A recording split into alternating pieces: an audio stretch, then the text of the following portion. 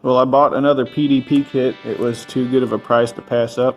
It was $140 after shipping and tax, and it's the CX series, which is very similar to the MX series that I just bought. The shells are the same, it's just one has a lacquer finish and the other has a wrap. But I found these and they were listed as having rusty lugs and rods, but still functional.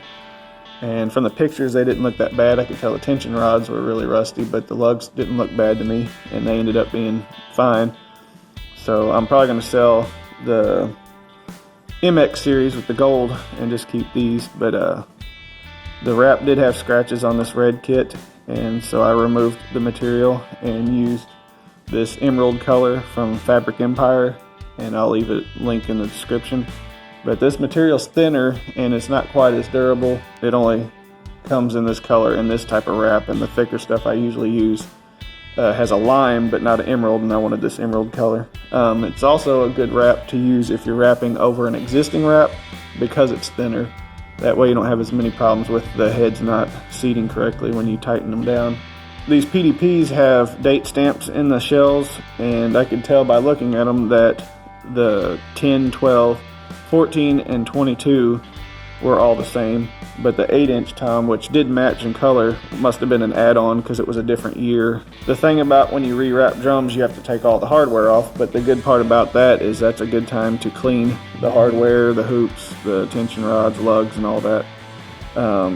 So I took steel wool and went around the chrome, and that cleans it off pretty good. Just make sure you don't use too big of a grit, because that will scratch it.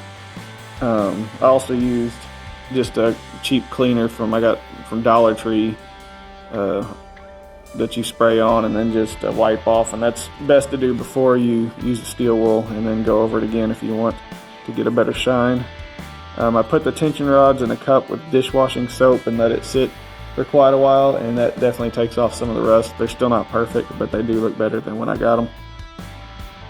I had read before when researching these PDP kits that some of the wood hoops were thin and could crack, and that's the case with this newest one I bought, but the MX series, it seemed like it was thicker, but it may have been because it was a newer set and they addressed that issue. But with these, when I was taking the wrap off, it cracked and kind of snapped completely in one section. So I took really thick clear packing tape and wrapped it around it, and it's probably not the best way to do it, but I wrapped it several times and it seemed pretty sturdy. I also added foam to that spot because that's where I was going to end up putting the bass drum pedal, and where you can't see it, and it turned out working fine, and I don't think I'm going to have any issues with it. The resonant head on this bass drum was ripped when I got it, so I had an extra head and had my wife cut vinyl for it. I found the logo online and then just had her cut the vinyl in black, and I applied it and it turned out looking great. I'm not sure if it occurred during shipping or if they already had the damage on them, but a couple of the shells had little nicks on the bearing edge that I went around and sanded down a little bit, but after tuning them up, I couldn't tell that there was any issues with it, but I still wanted to sand them down to where it's a smoother edge. I'm really happy with how this kit turned out and how it sounds. I'll do a demo so you all can hear it. The 8-inch tom's pretty cool. I like having a high tom like that.